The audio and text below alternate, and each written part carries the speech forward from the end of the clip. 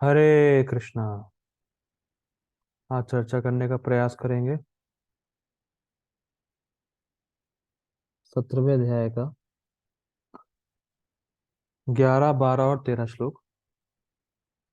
तो हम लोगों ने ये देखा था कि इस अध्याय में चार वस्तु तीन प्रकार की उसका वर्णन होगा। चार वस्तु क्या थी? आहार, यज्ञ, दान और तपस्या। तो आहार तीन प्रकार के हम लोगों ने कल देख लिए थे, सतोगुण, रजोगुण और तमोगुण। आज हम लोग देखेंगे यज्ञ, सतोगुण, रजोगुण और तमोगुण। तो 17वें अध्याय का 11वां श्लोक सात्विक यज्ञों का वर्णन करेगा। ठीक है, 17वें अध्याय 11वां श्लोक पढ़ते हैं। अफलाकांक्षिभिर्यज्ञो विधि दृष्टो य इच्यते यस्तव्यम एवेति मनः समाधाय स सात्विकाः। अफला अफलाकांक्षितिर अफलाकांक्षिभिर्यज्ञो विधि दृष्टो य इज्यते यस्तव्यम एवेति मनः समाधाय स सात्विकाः। संस्कृत देखिए।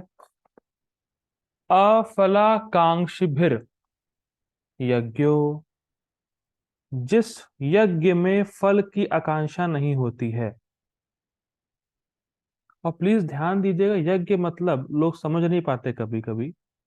यज्ञ का मूल मतलब होता है भगवान को प्रसन्न करने वाली क्रियाएं या भगवान को प्रसन्न करने वाले कार्य।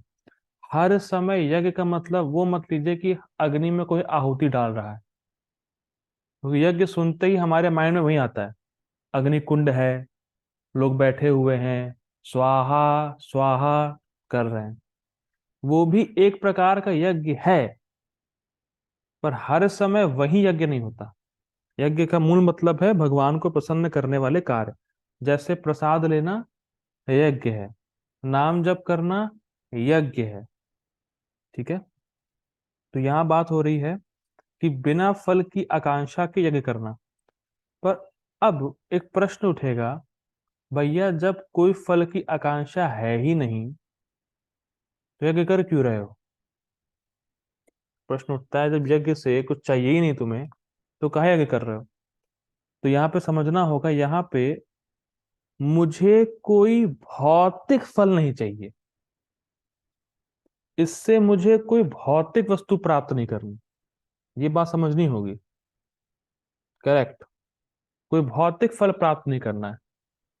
ठीक है, क्योंकि देखिए बहुत सिंपल है, अगर फल की इच्छा ही नहीं होगी तो यज्ञ करेंगे ही क्यों? या देखिए, हम भी जब भक्ति कर रहे हैं तो हमें फल चाहिए ना। संबंध, अभिधेय, प्रयोजन, हम किस प्रयोजन से कार्य कर रहे हैं? प्रयोजन तो होता ही है, फल तो होता ही है कुछ ना कुछ। लेकिन हमारा फल कृष्ण प्रेम है, प्रयोजन कृष्ण प्रेम प्राप्त करना है। तो वैसे ही यज्ञ करने वाला व्यक्ति फल चाहता है, पर उसका फल क्या है? हृदय का शुद्धिकरण, उसको स्वर्ग जाना या इस जगत में महान बनना, या मुझे लोग महान जाने, उसको ये सब नहीं चाहिए यज्ञ के बदले। ठीक है, ये हो गया अफलाकांक्ष फिर यज्ञो। ठीक है, अब करता क्यों है यज्ञ? विधि दृष्टो या इज्जते। विधि दृष्टो या इज्जते मतलब शास्त्रों में विधि बताई गई है, इसलिए करता हूं मैं यज्ञ। मतलब करने के लिए यज्ञ करता हूं। शास्त्रों में बताया गया है कि मेरा कर्तव्य है यज्ञ करना, इसलिए यज्ञ करता हूं। ठीक है, यष्टव्यम एवेति मनः समाधाय सात्विकः। मनः समाधाय बहुत इंटरेस्टिंग शब्द है। अब उसका मन समाधि में है, मतलब उसका मन फिक्स्ड है कि इस यज्ञ के बदले मुझे कुछ नहीं चाहिए और मेरा कर्तव्य है ये करना, तो मैं यज्ञ कर रहा हूं। तो ऐसा यज्ञ सात्विक होता है। ठीक है, देखिए प्रभुपाद जी का अनुवाद देखिए। क्या होगा? देखिए, यज्ञ में वही यज्ञ सात्विक होता है जो शास्त्र के निर्देशानुसार कर्तव्य समझकर उन लोगों के द्वारा किया जाता है जो फल की इच्छा नहीं करते। देखिए, इसको भक्ति में अगर अप्लाई करें तो हो सकता है किसी किसी को सुबह उठने में परेशानी हो, परेशानी का सामना करना पड़ सकता है, सुबह उठने का मन ना करता हो। लेकिन फिर भी हमें ये समझना है कि हम भगवान के नित्य दास हैं, तो ये मेरा कर्तव्य है कि मैं सुबह उठ के नाम जप करूं। ये मेरा कर्तव्य है कि गीता सुनूं, क्लास में आऊं। ये मेरा कर्तव्य है कि भक्तों की बात सुनूं, भक्तों की बात मानूं। अच्छा, अच्छा लगे चाहे नहीं लगे उससे मतलब नहीं, ये आपका कर्तव्य है, ड्यूटी है आपकी, आपको करना है। आप बात समझिए, करना है, ड्यूटी है उसकी। ठीक है। तो ये सब बहुत इंपॉर्टेंट शब्द है कि हम कृष्ण के नित्य दास हैं, हम इसको समझें। और उस हिसाब से जो भक्ति का आदेश शास्त्रों के अनुसार है, भले हमें उसको करना अच्छा लग रहा हो चाहे नहीं लग रहा हो, हमें कर्तव्य पूर्वक समझ के करना है उसको। और जब कर्तव्य समझ के करते रहेंगे, करते रहेंगे, करते रहेंगे, तो राग हो जाएगा उत्पन्न और फिर हमें करना अच्छा लगने लगेगा। ठीक है।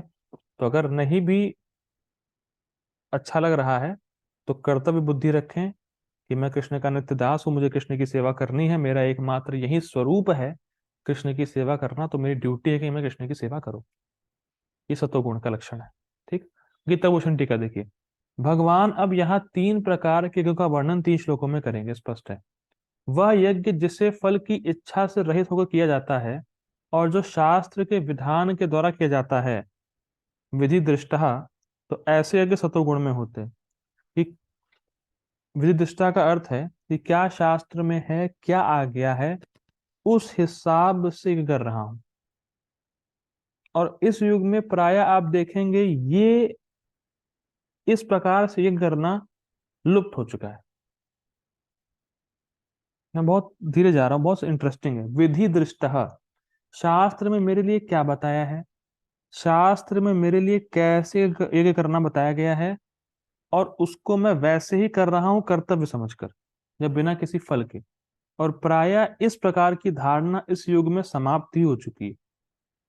कोई भी पूजा पाठ होता है तो भौतिक फल के लिए।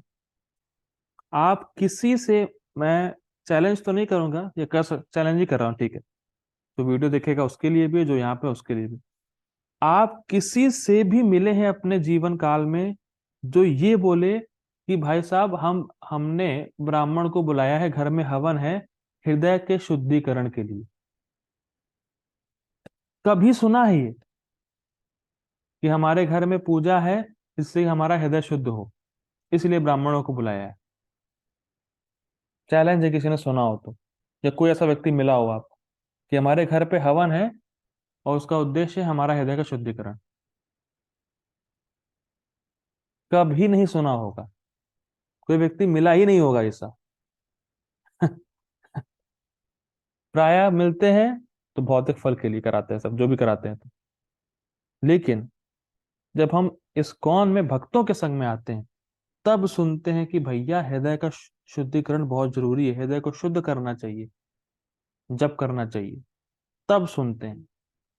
नहीं तो जो प्राय भक्तों के संग में नहीं है, आप उनसे मिलेंगे तो वो कभी हृदय के शुद्धिकरण की तो बात ही नहीं आती उनके दिमाग में।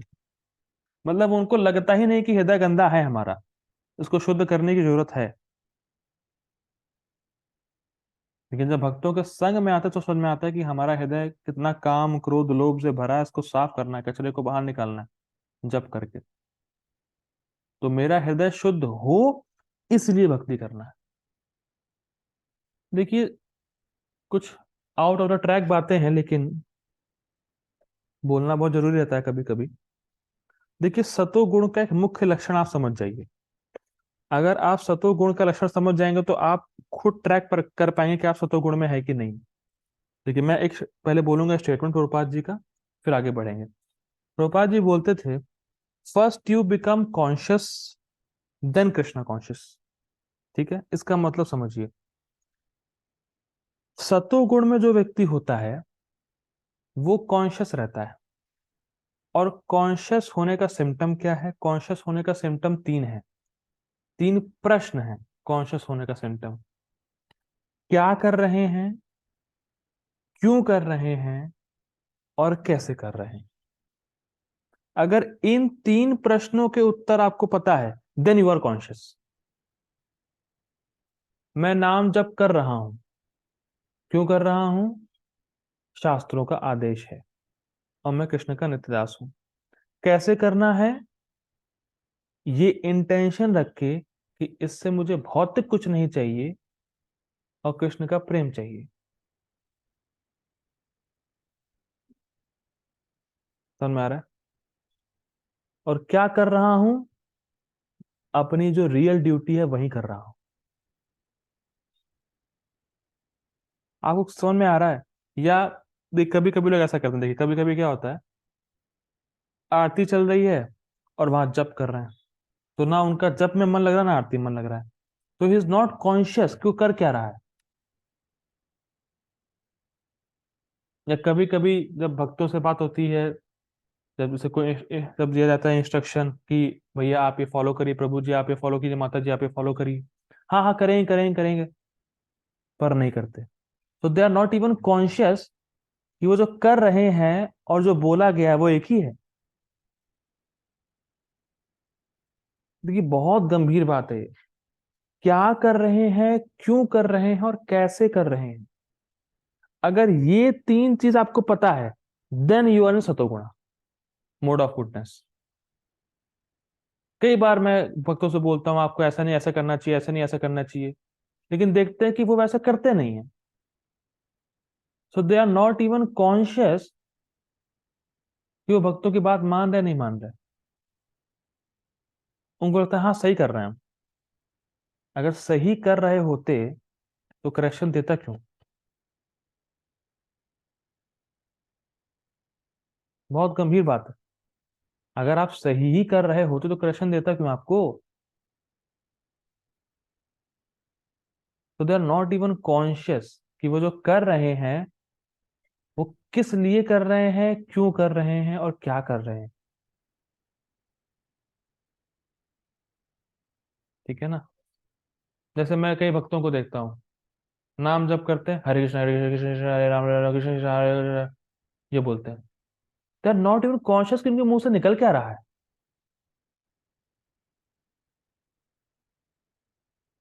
बहुत अमेजिंग लगता है। और मैं फिर बहुत बार बोलूंगा, रिपीट करता रहूंगा, अगर देखिए, जो आप जैसे आप नाम जप कर रहे हैं, आपको उसी की हैबिट लग जाती है, करेक्शन देने वाला नहीं हो। अगर आप हरे कृष्ण हरे कृष्ण कृष्ण कृष्ण कृष्ण ऐसे कर रहे हैं, तो पता नहीं कितने साल तक आप इसको ऐसे ही करते जाएंगे और अपने जीवन में कोई परिवर्तन नहीं देखेंगे। और तब आप क्या कहेंगे? अरे इतने साल से जप कर रहे हैं, कुछ हो ही नहीं रहा है। अरे जब कैसे किया? क्या तुम कॉन्शियस थे इस बात पे?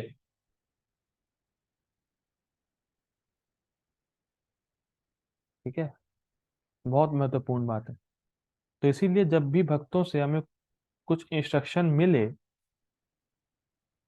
तो केवल कह देना नहीं होता है, हाँ करेंगे या कर लेंगे, उसको वाकई में करना होता है। और करना मीन्स कि वो आपके एक्शंस में दिखता है। Actions speak louder than words. आचरण में दिखेगा, तब व्यक्ति को लगता है कि हाँ इसको समझ में आया है। ठीक है ना? तो बहुत इंपॉर्टेंट है। सतोगुण में होंगे तो एक एक चीजों पे कॉन्शियस रहेगा कि हाँ मैं क्यों कर रहा हूँ। जब मैं कीर्तन गा रहा हूँ, क्या मैं इसलिए गा रहा हूँ कि लोग जाने कि मैं कितना अच्छा गाता हूँ, कि वाकई में कृष्ण की प्रसन्नता के लिए गा रहा हूँ। मैं जब प्रचार कर रहा हूँ तो वाकई में कृष्ण की प्रसन्नता के लिए लेक्चर दे रहा हूँ, कि व्यूज बढ़े इसलिए लेक्चर दे रहा हूँ। ये सब सतोगुण में आएंगे तब सोच पाएंगे। इसीलिए Prabhupada ji nectar of instruction के इंट्रोडक्शन में बोले हैं, जब तक सतोगुण में नहीं आएगा भक्त, तब तक उसको आगे की बातें समझ नहीं आएंगी। First you have to come to the platform of goodness. और उसमें आने के लिए सतोगुण का संग करना पड़ेगा, सुबह उठना पड़ेगा, नाम जप करना पड़ेगा, गीता क्लास में आना पड़ेगा, और भक्तों ने जो कहा है वैसा करना पड़ेगा, और केवल कहना नहीं, उसको करना है, उसको एक्शन में लाना है, आपके एक्शन में दिखना चाहिए वो चीजें। ठीक है? क्योंकि जो हम करते हैं उसके छाप हमें पड़ता है, उसका संस्कार पड़ता है। तो हमें करना है उसको, जो बोला जाए सो करना है। और देखिए, ठीक है, फिर डाइवर्ट हो जाएंगे तो ठीक है। सिंपल सी बात ये समझनी, सतोगुण मतलब क्यों, क्या और कैसे, इसका प्रश्न आपको पता होना चाहिए। ठीक है, वरना बहुत आगे चला जाएगा। ठीक है, सतोगुण का लक्षण ये होता है। आगे पढ़ते, परंतु बिना फल की इच्छा के कोई कैसे कर सकता है, मान लीजिए किसी का प्रश्न हो। क्योंकि क्योंकि यहाँ पे वो होगा, क्योंकि वो अपने मन को केंद्रित करना चाहिए। हम्म, हाँ, क्योंकि उसको अपने मन को केंद्रित करना चाहिए और यह सोचना चाहिए कि इस यज्ञ को केवल इसलिए करना चाहिए क्योंकि ऐसा वेद में मेरे लिए आदेश है, यह फल प्राप्त करने के लिए नहीं है। ये बहुत इंटरेस्टिंग है। फल प्राप्त करने के लिए नहीं है मतलब क्या, भौतिक फल प्राप्त करने के लिए नहीं। वेद इसीलिए आपको आदेश दिया है कि आप जब यज्ञ करेंगे तो इससे आपका शुद्धिकरण होगा, तो इसी इंटेंशन से हमें यज्ञ करना है। ऐसा यज्ञ सात्विक होता है। ठीक है, तात्पर्य देखिए। सामान्यतः यज्ञ किसी प्रयोजन से किया जाता है, लेकिन यहाँ पर यह बताया जाता है कि यज्ञ बिना किसी इच्छा के संपन्न किया जाना चाहिए, इसे कर्तव्य समझकर किया जाना चाहिए। उदाहरणार्थ, मंदिरों या गिरजाघरों में मनाए जाने वाले अनुष्ठान सामान्यतया भौतिक लाभ को दृष्टि में रखकर किए जाते हैं, लेकिन वह सतोगुण में नहीं है। प्रभुपाद जी बोलते हैं, O God give us our daily bread, मुझे रोटी दीजिए। तो भगवान तो वैसे ही सबको रोटी दे रहे हैं, जो भक्ति नहीं कर रहा है उसको भी रोटी भगवान ही दे रहे हैं। तो जो भगवान कर ही रहे हैं उसके लिए क्या प्रार्थना करना। भाई आप प्रार्थना करें चाहे नहीं करें, जो नास्तिक है, जो भगवान को मानते नहीं है, भगवान उनको भी दे रहे हैं रोटी, तो इसके लिए प्रार्थना क्यों करना। अब ये बात समझिए। तो प्रभुपाद जी के कहने का यहाँ पे अर्थ आएगा, अभी पढ़ेंगे। पूजा इसलिए करना चाहिए कि मैं कृष्ण का नित्य दास हूं, तो मेरा कर्तव्य है कृष्ण को प्रसन्न करना, और कृष्ण की सेवा ये मेरा स्वरूपगत कार्य है। जब इस समझ से पूजा करेंगे तो सात्विक कहलाएगी। देखिए यहाँ पे फिर वही बात आती है, क्यों, कैसे और क्या। क्यों कर रहा है, क्योंकि मैं कृष्ण का नित्य दास हूं। ठीक है, तो इस इंटेंशन से करेंगे, एटीट्यूड से करेंगे तो सतोगुण कहलाएगा वो। ठीक है, कहा गया, मनुष्य को चाहिए कि वह कर्तव्य मानकर मंदिर या गिरजाघर में जाए, भगवान को नमस्कार करे, फूल और प्रसाद चढ़ाए। प्रत्येक व्यक्ति सोचता है कि ईश्वर की पूजा करने के लिए मंदिर जाना व्यर्थ है, लेकिन शास्त्रों में आर्थिक लाभ के लिए पूजा करने का आदेश नहीं है। ये बहुत इंटरेस्टिंग है। प्राय तो देखिए, प्राय लोग कहते हैं अरे पूजा वूजा क्या करना है, क्या करोगे जाके, पूजा तो कुछ नहीं है, सब कुछ तुम कर सकते हो, मोटिवेशन देंगे। तो लोगों का भगवान में विश्वास होता नहीं है। और जो भगवान के पास जाते भी हैं तो कुछ पैसा चाहिए, धन चाहिए, स्त्री चाहिए, सब कुछ, ये चाहिए वो चाहिए, इसलिए जाते हैं। देखिए श्रीमद् भागवतम में एक श्लोक आता है, धर्मस्य ही आप वर्गस्य न अर्थो अर्थायो उपकल्प्यते। धर्मस्य ही आप वर्गस्य, धर्म को भगवान के धाम जाने के लिए ही करना चाहिए, पैसे कमाने के लिए नहीं। जैसे मैं आपको उदाहरण दे रहा हूं, जैसे व्यक्ति आम का पेड़ उगाता है, तो किस लिए उगाता है, आम खाने के लिए, सिंपल है। लेकिन छाया उसको अपने आप मिल जाती है। आप बात समझ रहे हैं, मेन उसका उद्देश्य क्या था, आम खाना, लेकिन छाया उसको फ्री में मिल गई।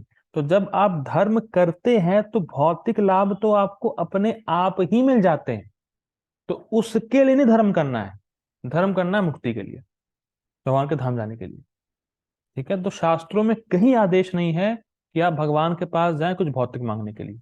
लेकिन जिसकी इच्छा है तो उसके लिए शास्त्रों में आदेश है, चलो भाई तुम्हारी इच्छा है ही अगर, तो कृष्ण के पास ही जाना, तो तुम अधिक बुद्धिमान कहलाओगे, क्योंकि कृष्ण भौतिक भोग भी देंगे और सही बुद्धि भी देंगे।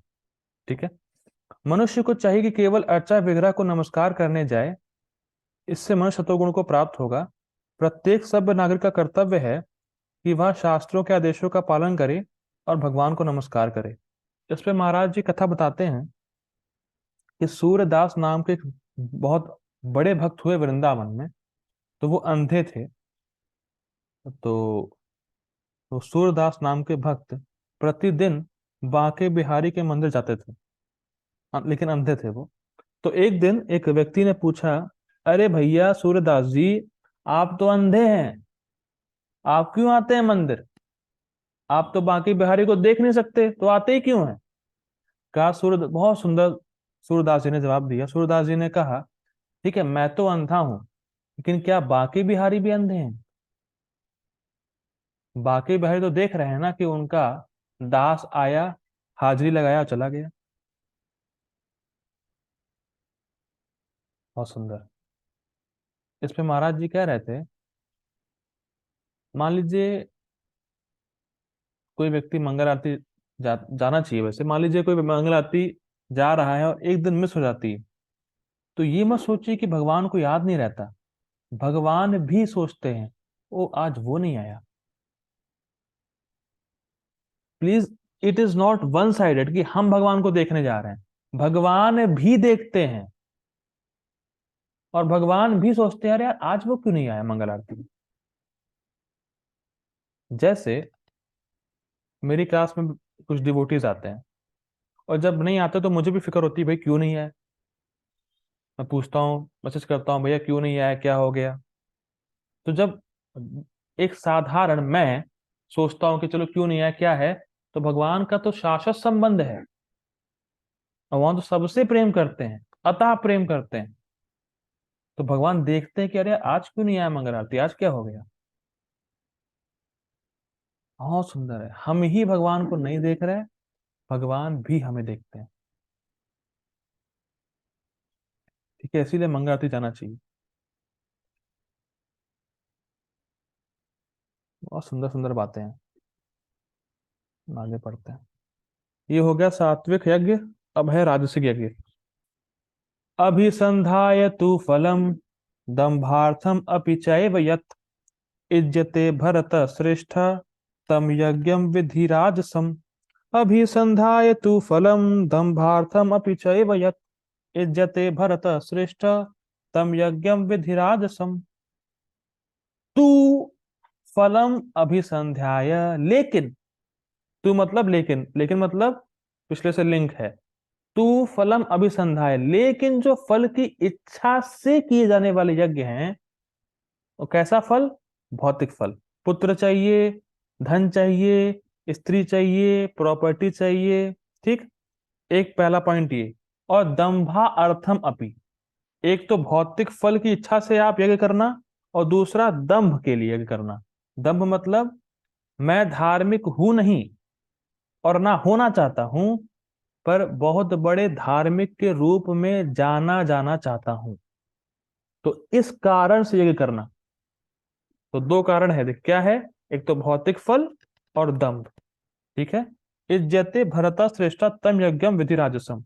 हे अर्जुन, इस प्रकार के जो यज्ञ हैं उसको तुम राजसिक जानो। किस लिए? एक भौतिक फल के लिए और दंभ के लिए। ठीक है।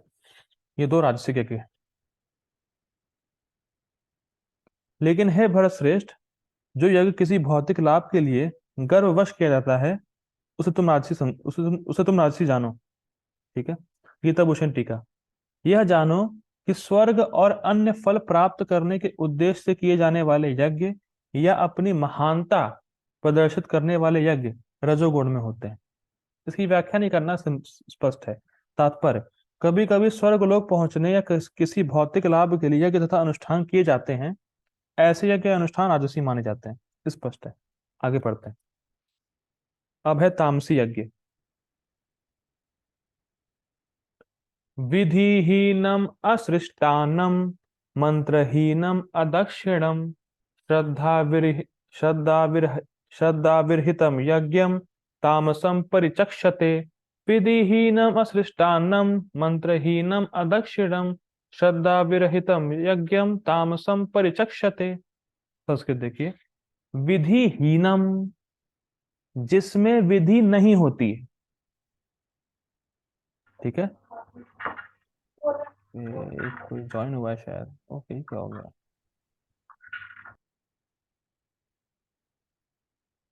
ठीक है, विधिहीनम, जिसमें विधि नहीं होती है। देखिए सतोगुण में शास्त्रों के आदेश से यज्ञ कर रहा था, और तमोगुण में बिल्कुल अलग है, तामसिक बिल्कुल उल्टा है। विधिहीनम, जिसमें विधि नहीं होती, शास्त्र के आगे की पालन नहीं होती। असृष्टा अन्नम, जिस यज्ञ में प्रसाद वितरण नहीं होता। जब परम पूज्य दादा गुरु महाराज जी भागवत कथा करते थे, भागवत कथा, तो प्रसाद वितरण मस्ट था उनकी कथा के बाद। या जब भी हम देखते हैं इस्कॉन में कोई प्रोग्राम होता है तो प्रसाद डिस्ट्रीब्यूशन होता है, या प्रसाद डिस्ट्रीब्यूशन तो इस्कॉन में होता ही रहता है, क्योंकि प्रसाद डिस्ट्रीब्यूशन जरूर होना चाहिए। लेकिन जो तमोगुण के यज्ञ हैं, उसमें सूखा सूखा आते हैं लोग, बिना कुछ खाए निकल लेते हैं। अशिष्टा अन्नम, मंत्रहीनम, ना कोई ठीक से मंत्र का उच्चारण होता है, ना हरे कृष्णा हरे कृष्णा कृष्ण कृष्ण हरे हरे, हरे राम राम राम हरे हरे, भगवान के नाम का उच्चारण भी नहीं होता। ठीक है, मंत्रहीनम। अदक्षिणम, ब्राह्मणों को दक्षिणा में नहीं देते। श्रद्धा विरहितम, श्रद्धा ही नहीं होती यज्ञ में। तामसम प्रचक्षते, ऐसा यज्ञ तामसिक होता है। ठीक है, प्रभुपाद जी का अनुवाद। जो यज्ञ शास्त्र के निर्देशों की अवहेलना करके प्रसाद वितरण के बिना, वैदिक मंत्रों का उच्चारण किए बिना, पुरोहितों को दक्षिणा दिए बिना तथा श्रद्धा के बिना संपन्न किया जाता है, वह तामसी माना जाता है। इसीलिए जब भी आपके घर में पूजा वगैरह हो या हवन वगैरह हो, तो प्रसाद डिस्ट्रीब्यूशन जरूर होना चाहिए, और जो ब्राह्मण करा रहे हैं पुरोहित, उनको दान देना चाहिए, देना ही चाहिए। ठीक है, गीताभूषण टीका।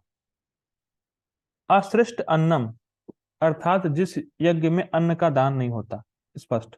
मंत्रहीन, अर्थात जिसमें मंत्र स्वर और वर्ण से हीन होते हैं। देखिए मंत्र स्वर समझिए, हरे कृष्ण महामंत्र में ये उपेक्षा नहीं है। हरे कृष्णा कृष्णा कृष्णा हरे हरे, हरे रामा राम रामा हरे हरे। ऐसे बोलने की जरूरत नहीं है, मतलब स्वर की जरूरत नहीं है, कैसे भी आप बोल सकते हैं। लेकिन वर्ण, ये बहुत इंपॉर्टेंट है। एक एक सिलेबस को स्पष्ट बोलना है। हरे कृष्णा कृष्ण कृष्ण हरे हरे, हरे राम राम राम हरे हरे, स्पष्ट बोलना है बिल्कुल। ये नहीं हरे कृष्ण कृष्ण कृष्ण, हरे राम हरे कृष्ण हरे राम हरे राम हरे राम हरे राम, ये नहीं करना। एक भक्त बता रहे थे, वो परिक्रमा मार्ग में थे, तो एक माता जी जप कर रही थी, वो जबरदस्त जप कर रही थी, हरे कृष्ण कृष्ण कृष्ण कृष्ण कृष्ण हरे राम राम राम हरे कृष्ण कृष्ण कृष्ण कृष्ण, मतलब कृष्ण कृष्ण कृष्ण कृष्ण 4-5 बार। भाई कम से कम मंत्र तो ठीक बोलो, हरे कृष्ण महामंत्र बोलो, ठीक है कृष्ण कृष्ण कई बार बोलो, लेकिन हरे कृष्णा कृष्ण कृष्ण हरे हरे। अब देखिए, मैं ये, आपको लग रहा होगा मैं मजाक कर रहा हूँ या हास्यास्पद बातें कर रहा हूँ, लेकिन ये बहुत इंपॉर्टेंट है।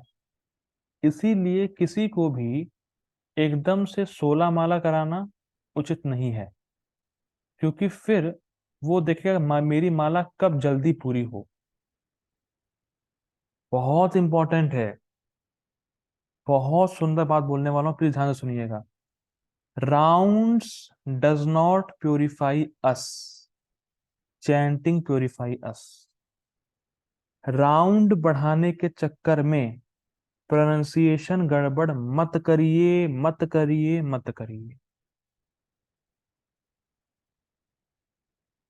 बहुत ही इंपॉर्टेंट है। आपको 9 मिनट लग रहे हैं, 9 मिनट लगने दीजिए, अगर आप स्पष्ट बोल रहे हैं तो। कभी कभी प्रश्न पूछते हैं 9 मिनट लग रहे हैं, बहुत टाइम लग जा रहा है। मृत्यु के पास पहुंचने में टाइम नहीं लगेगा आपको, लेकिन टाइम लग रहा है, लगने दो, स्पष्ट बोलना है। धीरे धीरे आप प्रैक्टिस से आपका समय भी कम हो जाएगा। ठीक है, बहुत इंपॉर्टेंट है। तो वर्ण से हीन होना चाहिए। और जो श्रद्धा रहित होकर किया जाता है, क्योंकि यज्ञ करने वाले ब्राह्मण से उसका द्वेष होता है, तो ऐसा कि तामसिक होता है। मतलब ब्राह्मण से द्वेष है कि अरे क्यों ब्राह्मण आ गया, ब्राह्मण में कोई विश्वास नहीं है, ऐसा ढोंगी है, सब खाने के लिए आए खाली। तो इस प्रकार का यज्ञ जो है वो तामसिक होता है। प्रभुपाद जी का तात्पर्य, तमोगुण में श्रद्धा वास्तव में अश्रद्धा है। कभी कभी लोग किसी देवता की पूजा धन अर्जित करने के लिए करते हैं, और फिर भी इस धन को शास्त्र के निर्देशों की अवहेलना करके मनोरंजन में व्यय करते हैं। क्या देख रहे हैं आप ये, कि क्या आप ये देख रहे हैं, कि क्या आप यही ही देख रहे हैं कि कुछ लोग जो है क्या करते हैं, आते हैं कीर्तन वीर्तन करने, चिमटा वगैरह बजाते हैं, धन इकट्ठा करते हैं लोगों का, और फिर ऐश करते हैं। उनको कोई फर्क नहीं, लोगों के जीवन में परिवर्तन हो चाहे नहीं हो। आएंगे, कुछ तबला वबला बजाएंगे, कुछ बोले बोलेंगे, धन लेंगे और निकल लेंगे। और फिर क्या करेंगे धन का? ऐश ऐश करेंगे, और बाद में ऐश में उनको मिलना पड़ेगा, मतलब राख हो जाएंगे, मतलब जो जला दिए जाएंगे शरीर उनका। ठीक है, समझ नहीं रहे लोग। जैसे कब एक भक्त बता रहे थे कि वो कहीं प्रचार करने गए थे, तो टाइम दिया था 7:30 का, ये 7:30 बजे प्रोग्राम शुरू होगा। तो लोग आए 8:30 बजे, कि यार चलो जाएंगे, सब कुछ तपोली अपोली कुछ बज रहा होगा, कुछ जाएंगे। यही करते लोग, हाँ कुछ बज रहा होगा, जाएंगे, थाली पड़ी होगी 10 रुपए डाल के, देख लेंगे, फिर वापस चलते बनेंगे।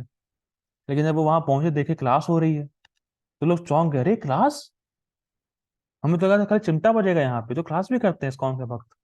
तो थोड़ा सा वो प्रभावित हुए। तो ऐसे ही लोग रहते हैं, आएंगे कुछ तबला बला बजाएंगे, चिमटा मिमटा बजाएंगे, रख देंगे थाली वगैरह, लोग आएंगे, देखेंगे, माथा टेकेंगे, रुपए डालेंगे, निकलते बनेंगे। और वो रुपए इकट्ठा करके फिर बाद में अपने मनोरंजन मनोरंजन के लिए उसको खर्च कर देंगे। तो ये सब अच्छी बात नहीं है। ठीक है, ऐसे धार्मिक अनुष्ठानों को सात्विक नहीं माना जाता है, ये तामसी होते हैं। इनसे तामसी प्रवृत्ति उत्पन्न होती है, और मानव समाज को कोई लाभ नहीं पहुंचता। उनको कोई फर्क ही नहीं पड़ रहा है कि लोगों के जीवन में परिवर्तन हो नहीं हो, भगवान की भक्ति के लिए आगे बढ़े नहीं बढ़े, भगवान को जाने नहीं जाने, उनको कोई फर्क नहीं, उनको पैसे से मतलब है केवल। ठीक है, तो ऐसा है कि तामसिक कहलाता है। ठीक है, थैंक यू फॉर ज्वाइनिंग, यही रुकते हैं हम लोग। जगत गुरु श्रील प्रभुपाद की जय, श्रीमद् भगवद गीता की जय। Hare Krishna, thank you for joining, शाम को मिलते हैं, हरि बोल।